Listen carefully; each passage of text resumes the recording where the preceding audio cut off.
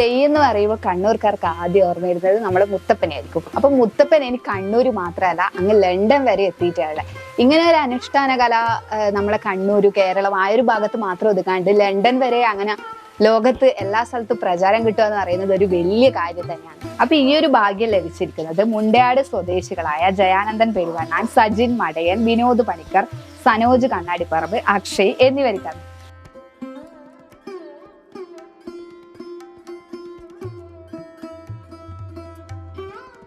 തെയ്യത്തിന്റെ ആദ്യത്തെ ചടങ്ങായിട്ടുള്ള അണിയലം തയ്യാറാക്കല് അത് ഇവിടെ നടക്കുന്നത്. അപ്പൊ എല്ലാരും കൂടെ ഇതാ ഒപ്പരോ ചെയ്യലാണ്. അപ്പൊ ജയായിട്ട് എങ്ങനെയല്ലാന്ന് ഇതിന്റെ കാര്യങ്ങള് അതിനെ കുറിച്ചൊന്ന് പറയൂ.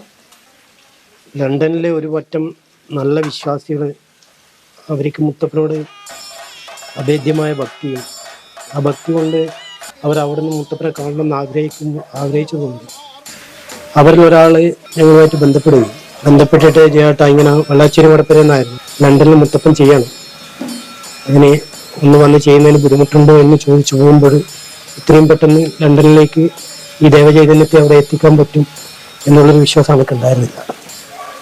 പിന്നെ ഒരാഴ്ച കഴിയുമ്പോഴാണ് പറഞ്ഞത് നിങ്ങളുടെ പാസ്പോർട്ടുകളൊക്കെ അയച്ചു തരണം, വന്ന് ചെയ്യണം. അത് ഏകദേശം ഈ സമയത്തിനുള്ളതായിരിക്കും. ജൂൺ മാസം 15 മുതൽ അങ്ങോട്ടേക്ക് 24 തീയതി വരെ ലണ്ടനിൽ ഓരോ 4 സ്ഥലങ്ങളിലായിട്ട് ചെയ്തു തരണം ചേട്ടാന്ന് പറഞ്ഞ് തന്നെ വിളിച്ചത്. അപ്പോൾ ജീവിതത്തിൽ കിട്ടുന്ന ഏറ്റവും വലിയൊരു സൗഭാഗ്യമായിട്ടാണ് ഞാൻ അതിനെ കാണുന്നത്. ആദ്യമായിട്ടാണ് പോകുന്നത് ലണ്ടനിൽ. ചരിത്രത്തിൽ ആദ്യമായിട്ടാണ് വിശ്വാസപ്രകാരം അവിടെ പോയിട്ട് തെയ്യം കഴിക്കാൻ കിട്ടുന്ന ഒരു ഭാഗ്യം. അതേ ജീവിതത്തിൽ കിട്ടുന്ന ഒരു വലിയ അംഗീകാരമായിട്ട് വിശ്വാസ സമൂഹത്തിൽ നിന്ന് കിട്ടുന്ന വലിയൊരു അംഗീകാരമായിട്ടാണ് ഞാൻ അതിനെ കാണുന്നത്. അപ്പോൾ അതുകൊണ്ട് തന്നെ അത് അത്രയും ഭംഗിയായിട്ട് ചെയ്യാം. ഈശ്വരന്റെ അനുഗ്രഹം ഉണ്ടായെങ്കിൽ മാത്രമേ അത് ചെയ്യാൻ പറ്റൂ. അപ്പോൾ ആ ഈശ്വരാനുഗ്രഹത്തോടു കൂടിയിട്ട് പോയിട്ട് അത് ഭംഗിയായിട്ട് ചെയ്യുക എന്നുള്ളൊരു കർത്തവ്യമാണ് എന്നിലും എൻ്റെ സംഘത്തിലും ഇപ്പോൾ നിക്ഷിപ്തമായിരിക്കുന്നത്. ആ കർത്തവ്യം ഭംഗിയായി ചെയ്യാനുള്ള കരുത്ത് തരണേ എന്ന് മുത്തപ്പനോടും അതുപോലെ ഉപാസനാമൂർത്തികളായ അടയാർ ഭഗവതിയോടൊക്കെ പ്രാർത്ഥിക്കാം.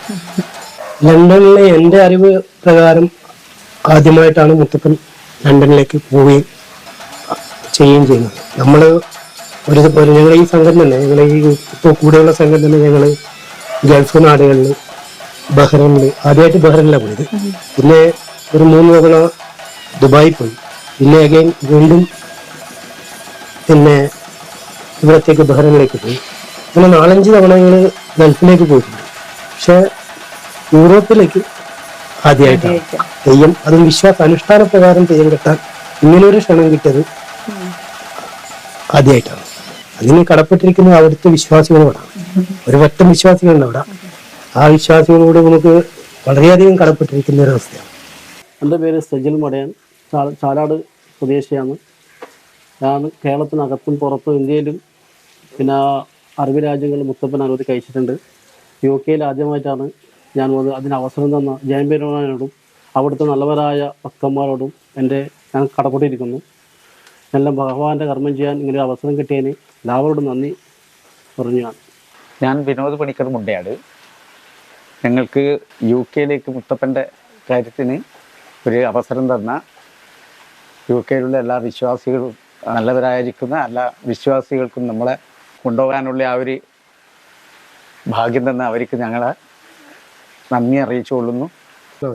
ഇങ്ങനെ UK പോകാൻ വേണ്ടിയിട്ട് പിന്നെ UK മലയാളി സമിതി, മുത്തപ്പൻ സമിതി എല്ലാവരോടും ഞാൻ വളരെ നന്ദി രേഖപ്പെടുത്തുന്നു.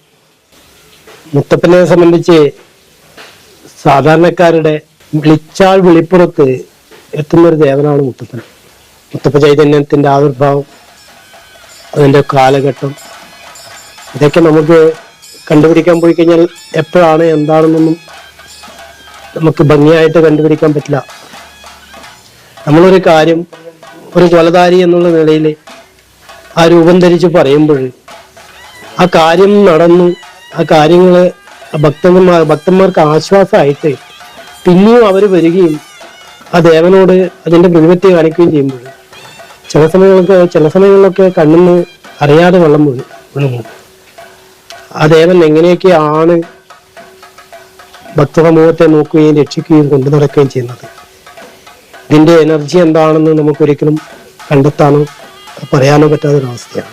അടുത്ത ആലപ്പുഴയിൽ പോയി ഞാൻ. ആലപ്പുഴയിൽ പോയാലും അവിടെ പ്രതീക്ഷിച്ച ആൾക്കാരിൽ നിന്നും ഒരു 10 മടങ്ങായിരിക്കുന്ന ആൾക്കാരാണ് രാത്രി 6 മണിക്ക് ശേഷം 12 മണി വരെ ഉണ്ടായത്.